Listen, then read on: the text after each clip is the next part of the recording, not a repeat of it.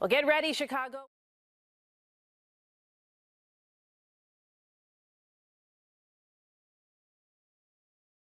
Well, get ready, Chicago. We're set to see billions, possibly even more cicadas this spring. With Illinois, the center of emergence, we will see more than anywhere else in the country. Experts telling our Tara Molina there will be no avoiding them, but there are ways to prepare for them. She's joining us with those details and more. This will be the first sign, right around the middle of May. This is a cicada shell. This is what they'll look like when they emerge, and they will be everywhere. You'll see these before you hear them. It's going to be this mass invasion, but a peaceful one. Ready or not, Chicago, here come the cicadas. No, none quite this big. We will not see something like this. No, we will not. This is us. This is us. Also, this is us. These are the ones we see most years. That's Alan Lawrence. These are the nymphs that crawl out of the ground. Associate Curator of Entomology at the Peggy Notebart Nature Museum. They're going to be everywhere. He says billions, possibly trillions of cicadas will buzz around the city and the entire state, where two different broods will crawl out of the ground at once. And come out all together at the same time in this mass emergence. Something that hasn't happened since Thomas Jefferson was president. And whether you call their mating call buzz, singing, or screaming, you'll be hearing, seeing, and dodging cicadas for about a month. The cicadas we'll see here, they've been underground since 2007, for 17 years.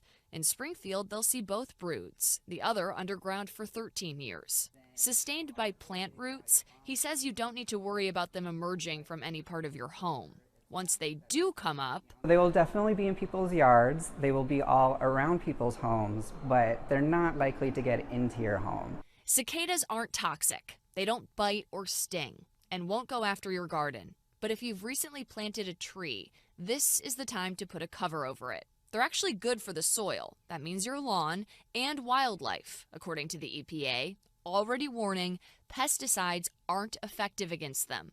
Leave them alone and they will go away eventually. And when they do, something else to prepare for. Keep that snow shovel handy. You will find piles of their bodies just sort of scattered around. You may have to shovel them off your sidewalk. The cicadas are expected to clear out by the end of June. We put more on what to expect and resources shared by the experts we talked to in the story you'll find on our website right now. Reporting inside the Peggy Notebart Nature Museum in Lincoln Park, I'm Tara Molina, CBS 2 News. Well, do cicadas bite or not?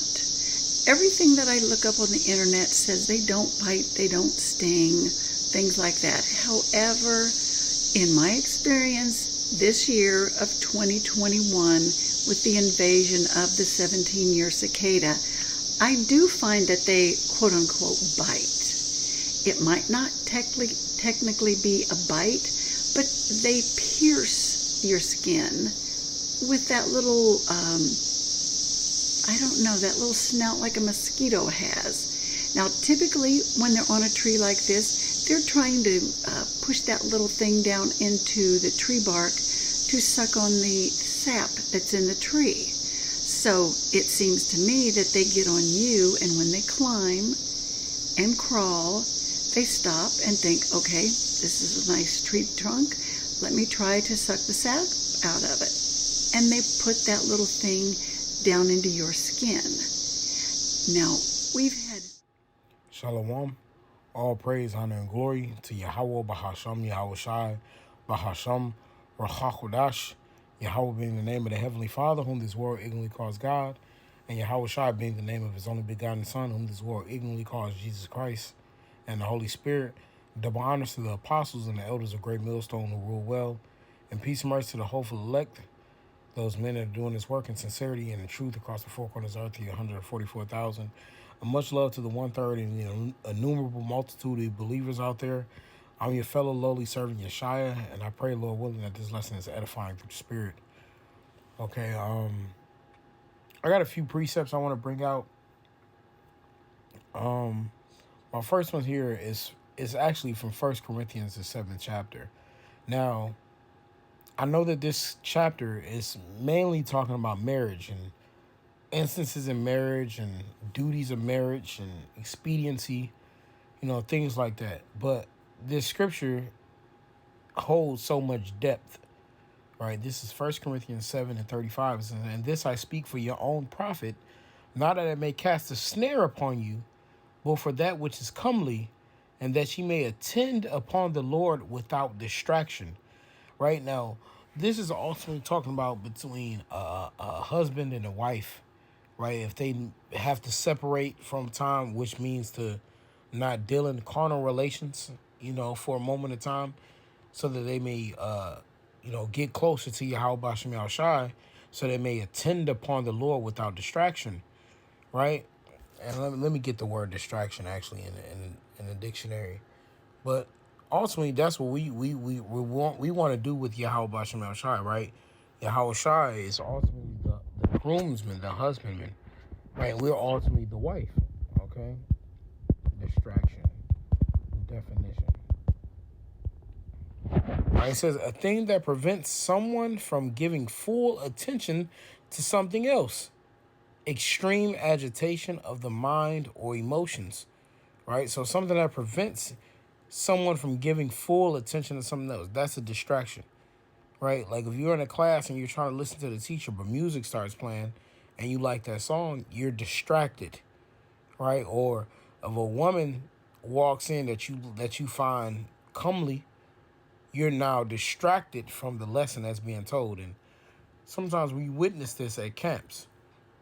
Forgive me. We witness this at camps. Like we'll be talking to a guy who we think seems sincere, but then a group of women will walk by. Excuse me, and we'll see his whole attention drawn by the women, and we'll have to say, "Hey, brother, we're here for something higher. Bring it back. We like women too, but don't put your focus on them. Come back to this the scriptures. Come back to Sophia. Come back to your first love." And that's what we're always trying to chant in men's ears. Come back. The elect going to hear. Come back to your first love. Come back to Sophia. Come back to the one that's been down for you. Come back to the one that loves you. Come back to the one that's going to do you right. But a lot of men, that's why it says Sophia, wisdom cannot dwell in a malicious soul. Right? That's why a lot of men can't obtain wisdom. That's why a lot of men out here are destitute. They're lost. They don't know the ways of the Lord. Right? But it talks about how we want to attend upon the Lord without distraction. You got to understand how vital that is, right?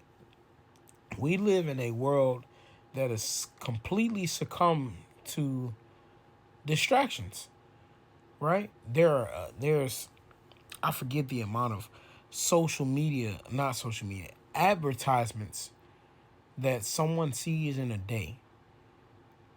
It's like thousands of advertisements that even if they're dealing in your subconscious, right? Thousands of advertisements, right? Those are just those distractions. Now you got to deal with your social media platforms where you're seeing so many distractions. You're seeing things that you see with your regular eyes. Like it says, wisdom gonna meet us in every thought. So we got even more distractions than your average person, And we were just at this Levi spot, grabbing some food.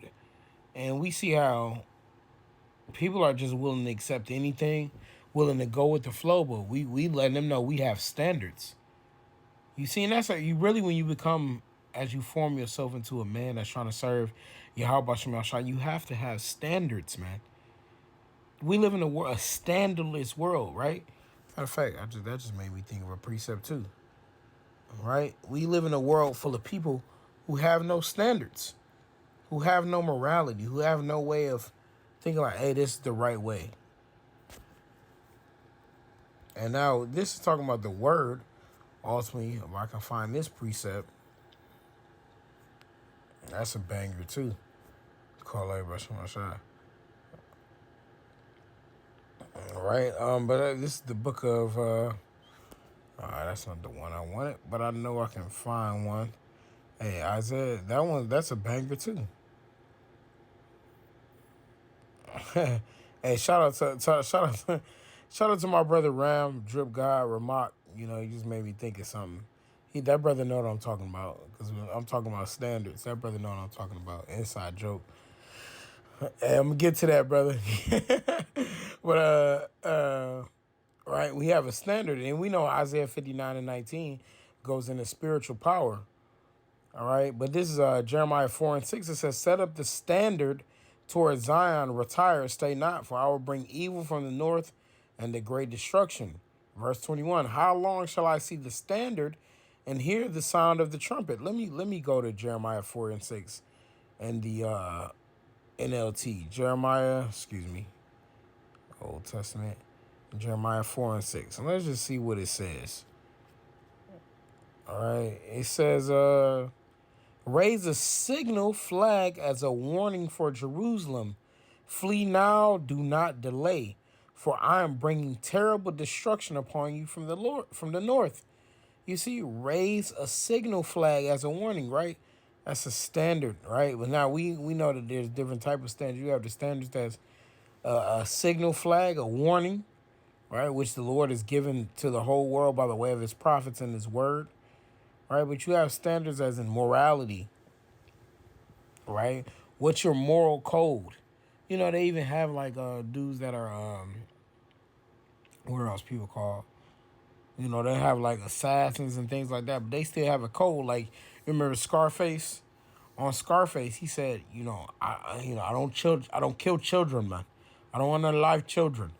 You know, the children were on the car, so I couldn't blow it up. You know, basically, like, he's letting you know that he got a standard. He might take out men and things like that, but he not taking out no children. You know? So those are those moral standards. Okay? But then the Lord has gotten us setting up a standard throughout the four corners of the earth. The words of the Lord. Throughout his way, his understanding. Okay? Let me see here. I wanted to get the book of Psalms 88. Yeah, let me get that before I get to my next verse. This is Psalms 88. I mean, you know what? I'm going to read this in the NLT. You know, there are some bangers in the KJV for sure, but I'm going to read it in NLT because I brought it up for a reason. It says, "My eyes are blinded by my tears. Each day I beg for your help, O Lord Yahweh. I lift my hands to you for mercy." And that's the position that we're in right now. It says, "Are you wonderful? Are your wonderful deeds of any use to the dead? Do the dead rise up and praise you?" Right? Salah. It says, "Can those in the grave declare your unfailing love? Can they proclaim your faithfulness in the place of destruction? Can the darkness speak of your wonderful deeds? Can anyone in the land of forgetfulness talk about your uprightness? O Lord Yahweh, I cry out to you. I will keep on pleading day by day." That's weird, man. You see that? That doesn't say week by week. That doesn't say month by month. You got guys that haven't put out a lesson in a month, 2 months, 3 months. But it says, "I will keep on pleading you day by day," which means we're going to keep begging day by day. It says, "O Lord Yahweh, why do you reject me? Why do you turn your face from me?" And we don't want that. We want the Lord to receive us. Right? It says, "I've been sick and close to death since my youth. I stand helpless and desperate before your terrors." And that's what we are, helpless, man. That's when we need the physician, right? The one that's going to give us help, right? Yeah. He saves. Yahweh Shah means he saves, he delivers. That's all, the greatest omen we can have, man. Right? It says he has a name above all names, Yahweh Shai. It says, "Your fierce anger has overwhelmed me. Your terrors have paralyzed me. They swirl around me like flood waters all day long. They have engulfed me completely. You have taken away my companions and loved ones. Darkness is my closest friend." You see, and you got to be able to understand that to really feel that. Right? Darkness is my closest friend, because you start to lose more and more here in Babylon. King David, he started to lose more and more in his life. But at the end of the day, Yahweh Shema Shah is going to look after us. This is Matthew 6 and verse 21. It says, "For where your treasure is, there will your heart be also," because a lot of people are trying to take their eyes off of prophecy. All right, that was the whole point, is you can't take your eyes off prophecy. Prophecy is going to be the way out. It says, "For where your treasure is, there will your heart be also." We know heart goes into your mind. And your mind ought to be fixated on the kingdom of heaven. It says, "The light of the body is the eye. If therefore thine eye be single, thy whole body shall be full of light. But if thine eye be evil, thy whole body shall be full of darkness. If therefore the light that is in thee be darkness, how great is that darkness," right? So we want out of, the light of the Lord, so that we can grow, we can expand, we become better, we can show the world what's up. Right? This is Luke 19 and 13. "And he called his 10 servants and delivered them 10 pounds and said, unto them, occupy until I come." So Israel's supposed to be staying busy. Israel's supposed to be fixated on prophecy, not letting distractions to overcome them. And that's all Esau is always pushing to you. Distractions after distraction after distractions. You know? And that's just... This is the Most High we're talking about. You know? This is Yahweh Shema Shah we're talking about. The God of gods. The King of kings. The Lord of lords.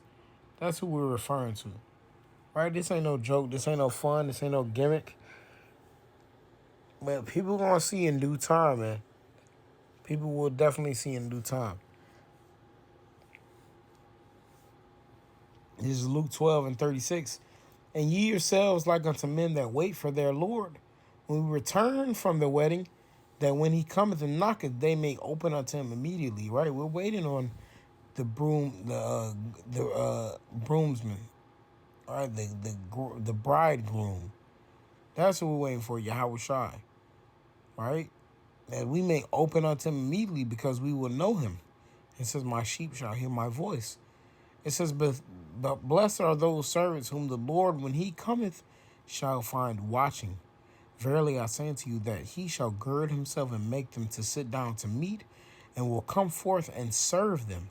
And if he shall come in the second watch, or come in the third watch, and find them so, blessed are those servants. And that Lord willing, we be those men. Lord willing, we be those servants, to find them serving Yahweh Shema Shah. Those, Lord willing, those wives, right, that are serving the Lord and the best of their ability, following, right? But hey, as men, we are looking for Yahweh Shah to have mercy on us, and we hope that we be found watching for the day of his return. It says, when you read 1 Thessalonians, the 5th chapter, it says, the Lord is coming as a thief in the night. But, ultimately, it says that we will not be of the night, but of the day, and that day shall not overtake us as a thief. Right? It's because we know the will of Yahweh Shemashai, and should nobody take you off of your path. Should nothing distracts you. Romans 8 chapter. Nothing should be distracting you from Yahweh Shemashai. All right, it says, "Blessed are those servants whom the Lord, when he cometh, shall find watching. Verily I say to you that he shall gird himself and make them to sit down and meat, and will come forth and serve them." And I read that. Verse 39, "And this know, that if the goodman of the house had known what hour the thief would come, he would have watched, and not have suffered his hearts to be broken through. Be ye therefore ready also, for the Son of Man cometh at an hour when ye think not." And it says, "No man knoweth that day." So Yahweh Shah is going to come in an hour when he think not. So our people got to be ready for these coming calamities, because honestly, it ain't nowhere to be ready. Like the brothers been saying, ain't no way to prepare. All you can do is pray to Yahweh Shah, because whatever you consider as a dire situation is going to be multiplied and magnified. So you're going to need the Lord through these trials and tribulations, man. So I pray, Lord willing, that this lesson was edifying. I want to give all the praise, honor, and glory to Yahweh Bahasham, Yahweh Shai Bahasham, Chakodash, double honors to the apostles and the elders of Great Millstone, who rule well. And peace, mercy, elect. Until next time, Shalom.